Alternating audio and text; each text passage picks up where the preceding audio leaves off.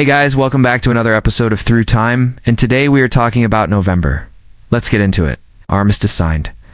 On November 11th, 1918, Germany signed an armistice agreement with the Allied powers, which brought an end to the hostilities of World War I.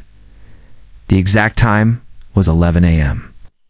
When the armistice became effective, the guns fell silent along the Western Front after more than 4 years of continuous warfare.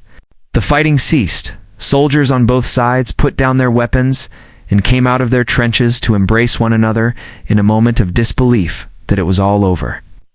The armistice was signed aboard the HMS Princess Maud at a coal shed in the small village of France. The German representatives were led by Matthias Erzberger, head of the German delegation, who famously remarked, "It is not a peace, but only an armistice," which proved prophetic because the treaty officially ending the war would not be signed until June 28, 1919. The main points of the armistice were that Germany would have to withdraw its troops from all foreign territory and cease all hostilities immediately. Germany was also required to return all prisoners of war and allow for the safe passage of civilians who had become refugees of the war. They would also have to relinquish all submarine warfare and destroy all their underwater vessels. Additionally, Germany was prohibited from further military recruitment or conscription. Only those already in active service were permitted to stay in uniform. The German Air Force was also grounded, forbidden from engaging in any aerial activity. Germany was also ordered to remove all aircraft from the frontline areas. Military parades and celebrations were forbidden. All railways were placed under Allied control, and Germany was not permitted to use poison gas or similar devices. The Rhine and left bank of the Rhine were to be evacuated by German forces. Germany's army would be reduced to a maximum size of 100,000 men for occupation duty.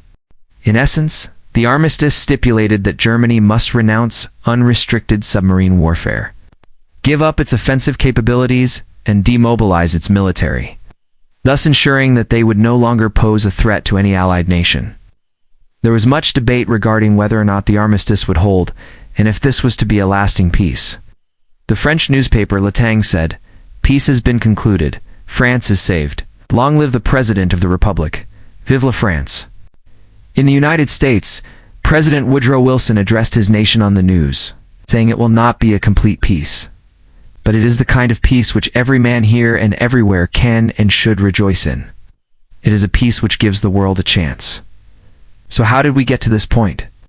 Well, let's go back to October, when the Germans had retreated from the Sambre Meuse line and established a new defensive position known as the Hindenburg Line. The name given to the German defensive system was a bit of a giveaway as to its success. The Hindenburg Line held firm, and the Allies soon realized that any further large-scale attacks would result in massive casualties, especially with winter approaching and trench warfare at its most brutal. As such, there were no more major offensives launched by the British, French, or Americans. Instead, the exhausted soldiers settled into another period of static warfare along the Hindenburg Line. It was the longest period of quiet along the Western Front throughout the entire conflict. But even still, the stalemate resulted in thousands of deaths daily due to exposure and disease. By October, the war had been going on for 4 years, and everyone was exhausted. The Germans hadn't realized how close they had come to victory. They had pushed just a little harder in the spring of 1917. Before the Americans arrived, they may have won.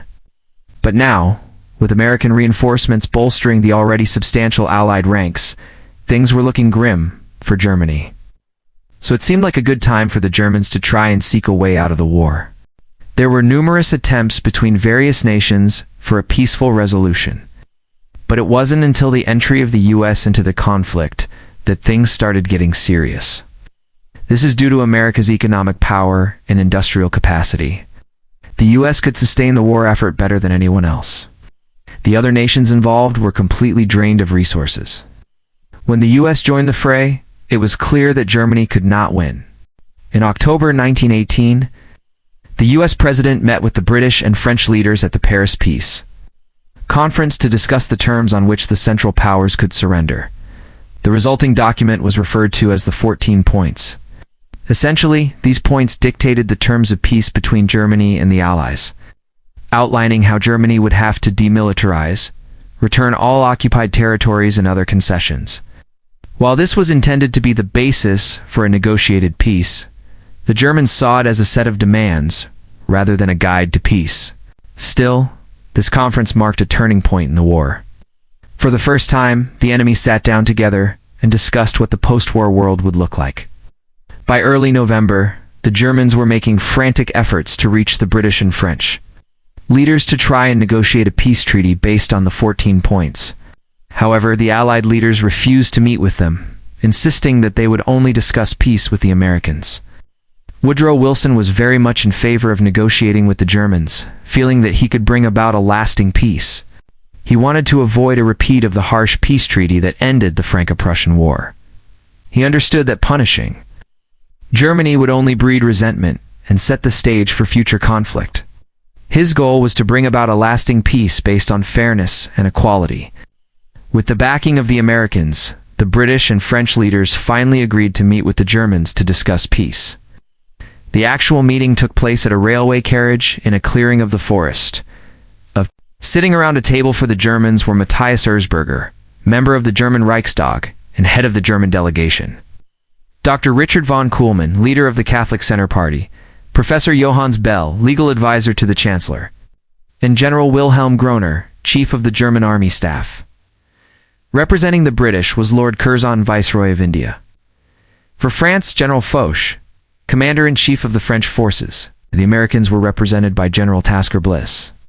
The peace talks went smoothly, and the armistice was signed in less than 3 hours. The speed of the proceedings was partly due to the fact that the German delegation was given no opportunity to consult with Berlin. The armistice was presented to them as a fait accompli, and they were given no choice but to accept. Another reason for the swift proceedings was that the Germans had little bargaining power. The terms offered to them were very harsh and left little room for negotiation. To the Germans, the armistice was a bitter pill to swallow. The terms were humiliating, and they felt that they had been treated unjustly. Nevertheless, they had no choice but to agree. Upon signing the armistice, the German delegation returned to Berlin and informed the Chancellor of the terms. It was then that the true meaning of the armistice became clear. The German people were shocked and outraged. The terms were so humiliating that many began to believe that the war was not over. The Germans felt that they had been betrayed, and that the armistice was nothing more than a ruse to buy time for the Allies to prepare for the final assault. This feeling of betrayal would only grow in the coming months. As the Germans prepared for the peace talks, the armistice had brought an end to the fighting, but it had also sown the seeds of future conflict. Today we remember the sacrifices of those who fought and died in World War I on this day. We also remember the hope and promise that the armistice represented. After 4 years of bloodshed and destruction, the fighting had finally come to an end.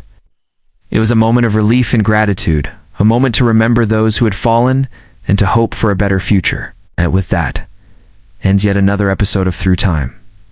If you liked this video, don't forget to hit the thumbs up button below. Subscribe and ring the bell for notifications, and leave us some love in the comments section. Thanks for watching. See you next time.